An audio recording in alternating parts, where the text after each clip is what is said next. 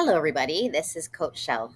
I'm making this video today from beautiful Florida, and I'm making it for three types of people. The first is my gym is running a challenge, and some people are getting frustrated with the scale, so I wanted to address them. And then I have my own nutrition coaching business, and I have 35 people in it. And although they know a lot of what I'm going to say today, it's always a good reminder. Sometimes you need to hear things more than once in order for it to sink in because you weren't ready to listen to it 2 weeks ago or 2 years ago, but you're ready now because of where you are in your life. And thirdly, I thought I would post it on social media because I know it's not just the challenge group at my gym and my nutrition clients that are focusing on weight loss and getting frustrated in January because it's time of year when pretty much everyone you know who needs to lose weight is trying in some way, shape, or form. So I thought it would also be helpful for the public as well. And you can always post questions. If you're watching on social media, you can always post questions below, and I'll be happy to answer and explore topics further with you or in other videos. So, firstly, I've been doing this for 6 years. And whether it's January, August, November, it doesn't really matter when. I always have three types of people when they decide to do or redo a weight loss journey. So, the first type of people in the first week or two, so we are in the third week of January. Sorry, I'm down here and I don't even know what day it is. We're going into our last week of January. So, the first type of people, but I know a lot of people didn't start to January 8th when the kids went back. So let's think of it as a third week. Um, so a lot of people in the first couple of weeks of their weight loss journey in the first group will lose a decent amount of weight. So they might start off, they might have their nutrition plan in place, they might join the gym, and they might lose 5 to 10 pounds in the first few weeks and feel awesome. That group is super motivated at the beginning. But then what happens with them usually is that speed of weight loss doesn't continue even if they're doing all of the same things. So they might lose, let's say, 8 pounds in the first 2.5 weeks, feel great. And then it might take them another 2 weeks to lose 2 more pounds because your body has to catch up to that huge weight loss. We don't put it on overnight, so we're definitely not going to take it off overnight. So if you have that great big weight loss, a lot of times it's water weight or it's just a big change from what you were doing before. So you have this great weight loss and then it slows down to normal. And the problem with it is because you had such a big weight loss at the beginning, you start thinking what you're doing isn't working, but it is absolutely working. Even if you go from 8 pounds after 2 weeks and then in 3 weeks it's 9 pounds, so there's only 1 more pound, that is still working.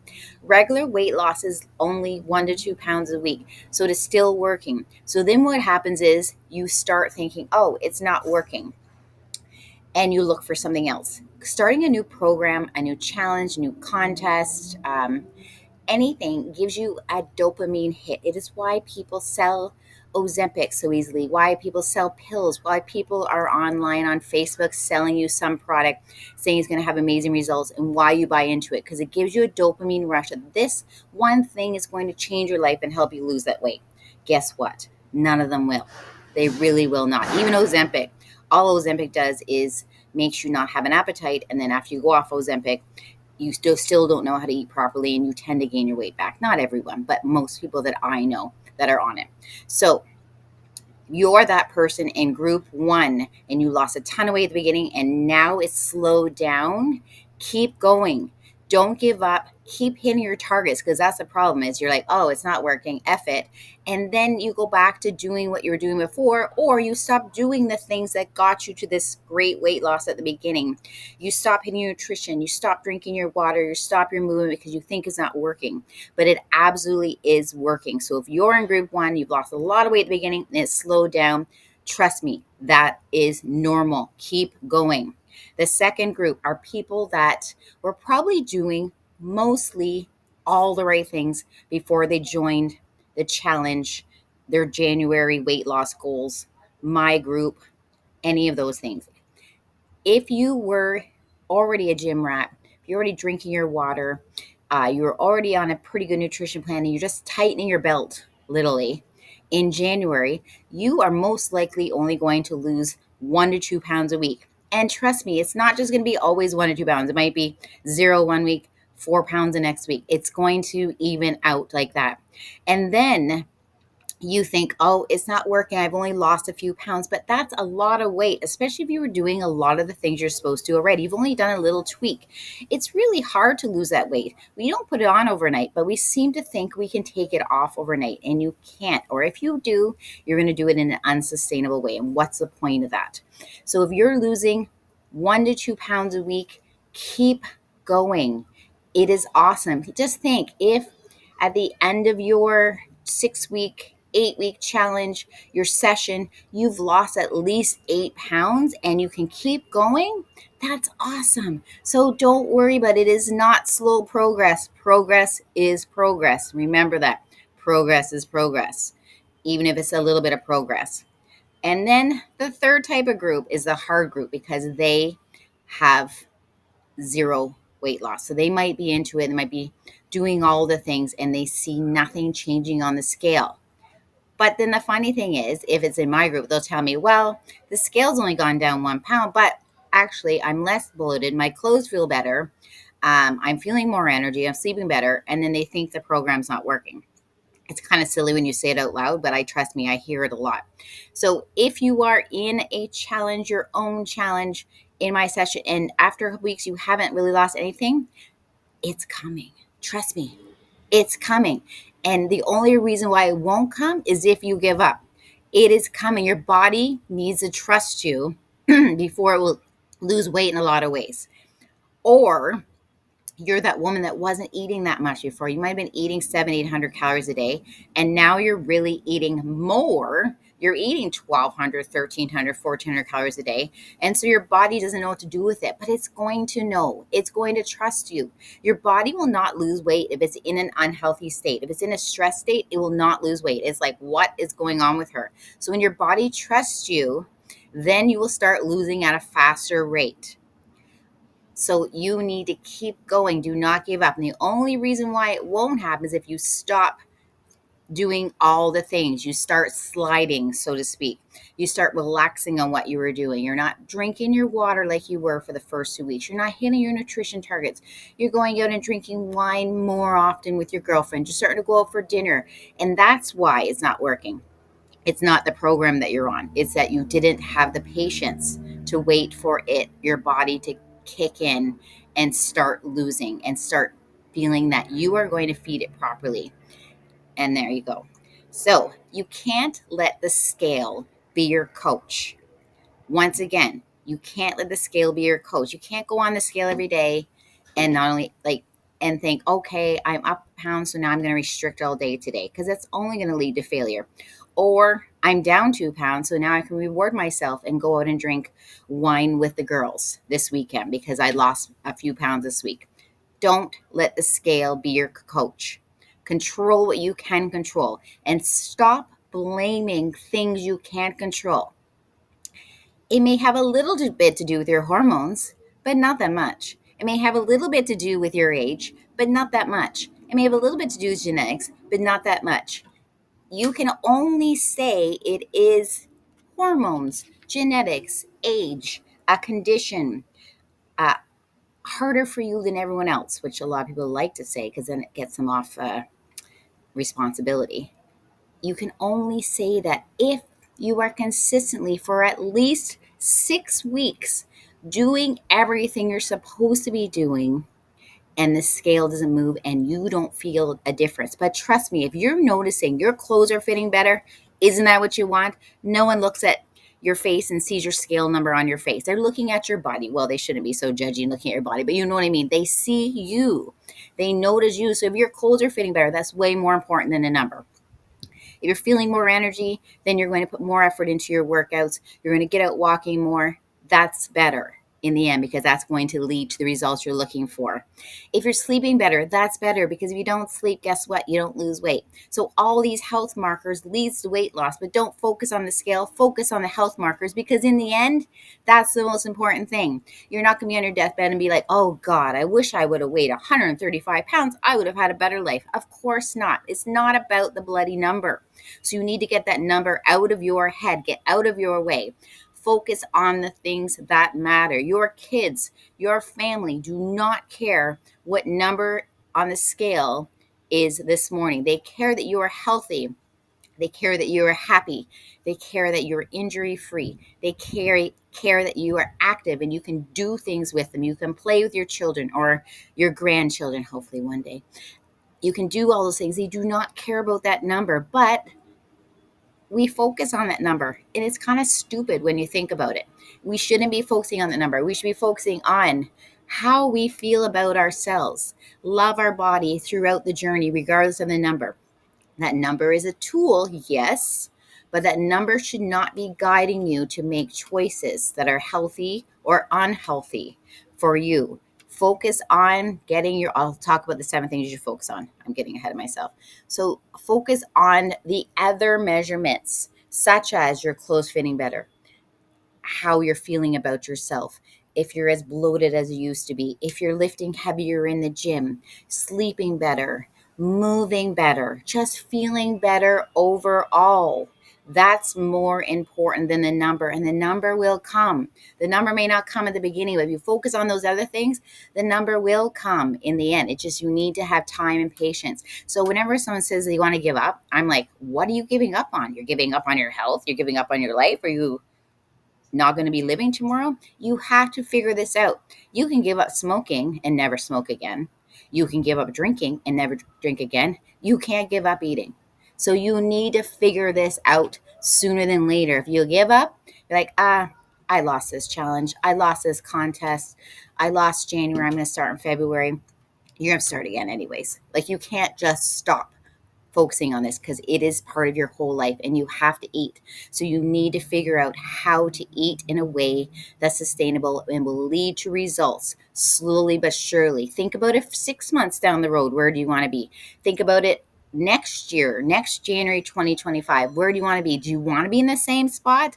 No, you don't. If you've started a journey in January 2024, that's telling me that you do not want to be in the same spot in 2025. So you need to figure it out slowly and surely. So what do you need to do? I put 7 things down. Number 1, prioritize protein in every meal.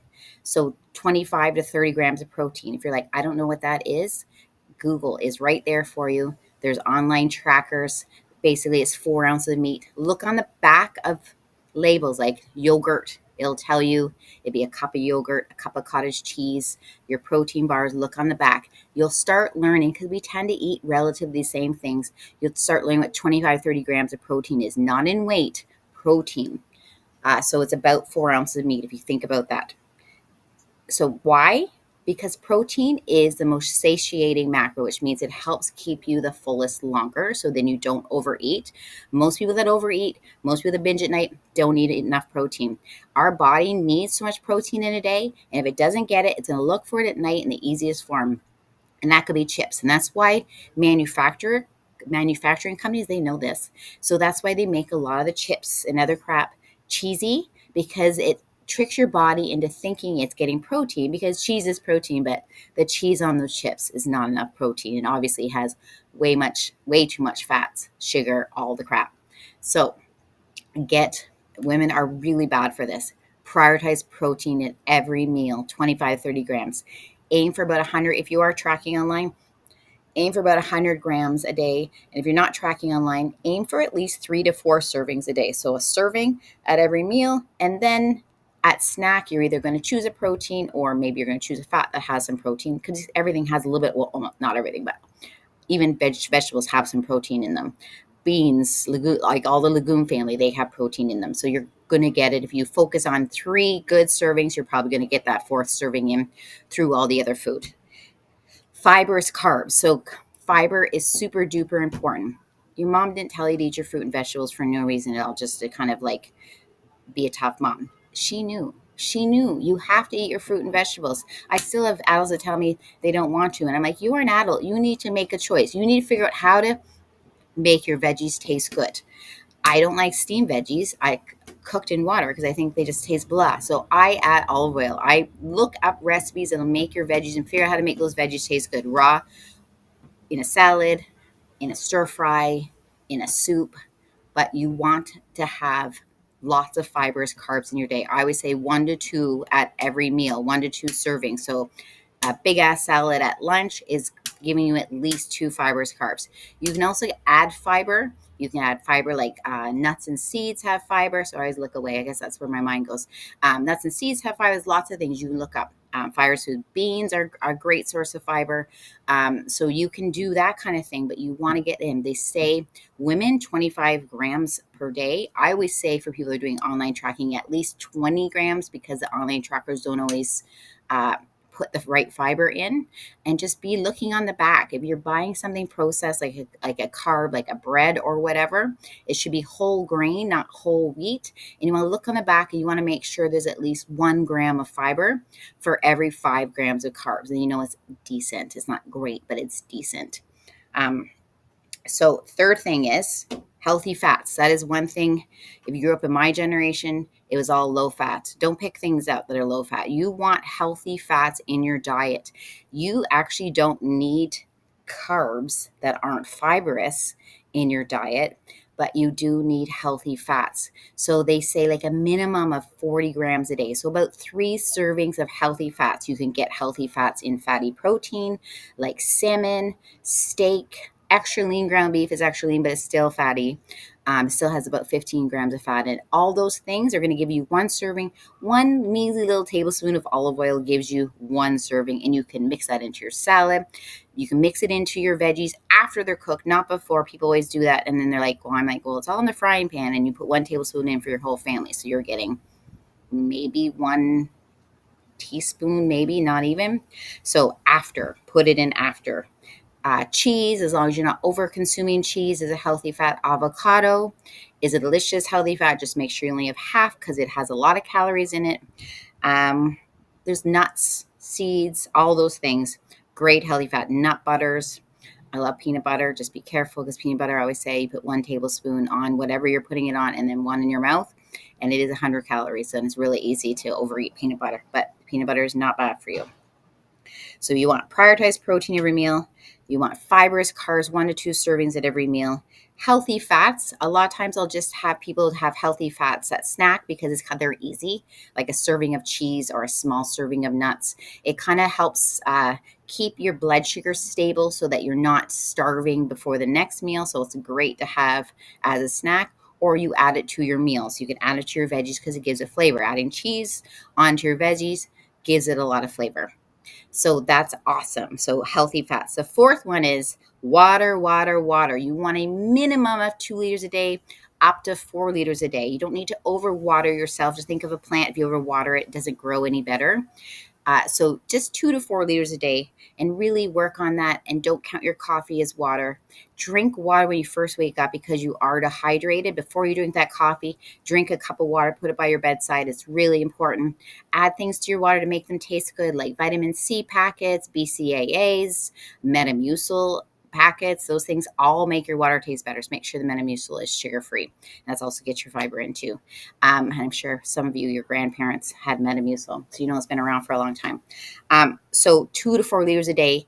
Water is life. Water gives you energy. Water helps you feel full. Water helps you digest your food and the fiber. It's just amazing for everything. So don't forget about that water. I cannot believe how many adults I talk to that don't drink water. It's good for your skin. It's good for everything. So drink that water. Step count would be number 5 because you never go for a walk and think, oh, I went for a big walk today. I'm going to go have a chocolate bar and reward yourself. You move your body. So have a step count. If you're not sure what your regular step count is, pick up a used tracker. I like my Lux Fitbit, but a lot of you are Apple Watch users.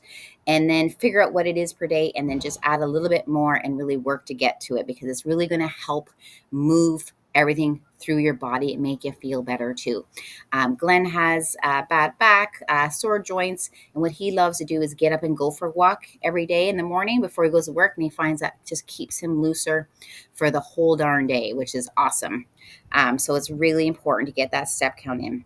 Workouts also really important. You just want to make sure you're not overworking out, you're not overtraining. You can't out-train a bad diet, so you can't say, well, I'm going to drink and eat whatever I want and I'm going to work out twice a day. It doesn't work out. It's not going to work out.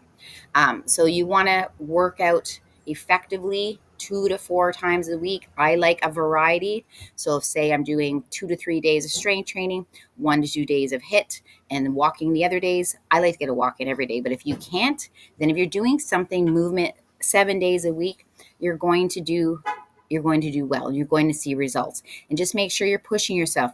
Last January 2023 are using 15s for everything, and this January 2024 are using 15s for everything, you know you need to start lifting a little bit heavier. Do not be afraid to get bulky. Women do not get bulky, and if they do, they knew that about themselves already. It's not like they woke up when they're 50 and went, oh my gosh, I'm so bulky, and I've never been bulky before in my life. It just doesn't work out that way. You're bulky as a kid, so you know it's coming.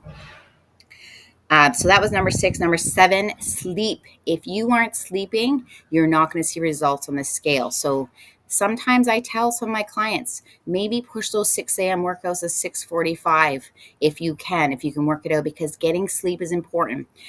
You have to get your sleep in. You have to aim for 7 to 8 hours a night. And I know it's really easy to say is to sleep more, and good luck with that one, but it's really super duper important to get that in. So don't underrate sleeping. Sleeping is life. It's going to help you recover better. It's going to help you build muscle. It's going to help you make better choices with your food. So it's so important. A part of sleep recovery. Don't work out more and more and more and then have no recovery and you're sore. That's why you're probably not losing weight, because you're retaining water, because you're so darn sore, and you're just going to shoot yourself in the foot and you're going to get injured and you're not going to build muscle. Your muscles grow on the days when it's recovering. So if you never recover, you're never going to build muscle. Less is more with that. So work out hard at your workouts. Then the next day, go for a walk or do light cardio or just do body weight cardio, and then go hard again the next day. And you'll find you're going to see results more, instead of just you decide you're going to do 7 days a week of hard strength training and never ever recover from it. Stress. If you are stressed, you will not lose weight. So you need to relax. You need to do meditation, maybe add yoga into your life, a bubble bath. All of those things are going to help, because if your body isn't staying stressed. So right now, go like this and really think of a stressful situation. What does your stomach feel like? What does your body feel like? It's tight. It's in knots. A stomach that is in knots is not going to lose weight. You're not going to go to the bathroom properly. It's not going to, it's going to hold that weight on because it's afraid for you. It doesn't know why you're stressed, but it knows you're stressed. So it's going to try to keep you surviving. So if you let go, you feel to let go, you want to be in that relaxed state. And if you're in that relaxed state, that is when the magic is going to happen. So you need to get rid of that stress. I know it's easy to say, but you need to try to do things to combat the stress. A lot of times people are stressed because they're not planning and organizing their life well enough. They're not putting their clothes out at night. They're not packing their lunches. So they cause the stress that they have. So look and see how you can make things less stressful. Or if you have a stressful job and you can't change, look at things you can do when you get home at night to release that stress and tension from your day. Because sometimes you can't get rid of the stress, but you can do things about it. Or you can decide to go work out instead of punching people in the face. That kind of thing. That's great, a great stress release. So you really need to focus on those things. So do not give up. It's like giving up on life. You can't give up on life. This is a journey. This is a lifelong journey. You're going to have to figure it out. They always say make time for wellness now, or you're going to have to make time for illness later. Do you want to age gracefully? Do you want to age pain-free, be able to walk, be able to move, be able to play with your grandchildren one day, be able to go down south to Florida, play pickleball or whatever old people do all those things? Yes, you do. And that's way more important than that number on the scale. So do not let that scale be your coach. See what you can do. Small changes, healthy habits are going to lead to big results. They may not lead to it if you're in a contest or challenge right now, they may not lead to it when you need it to, but who the hell cares, really? Oh, well, you didn't win the contest or you didn't win the challenge, but you lost 10 pounds in 6 weeks and you're feeling amazing, 10 out of 10. That's a win to me. So do not give up. If you need extra help and encouragement, please feel free to message me. Follow me on my social media, Gadette Fitness Solutions page on Facebook, GFS Fitness Solutions on Instagram. You can text me, email me. I'm happy to help. That is my job. I love to help women be the best they can be. Now go out there, kill it, and don't give up.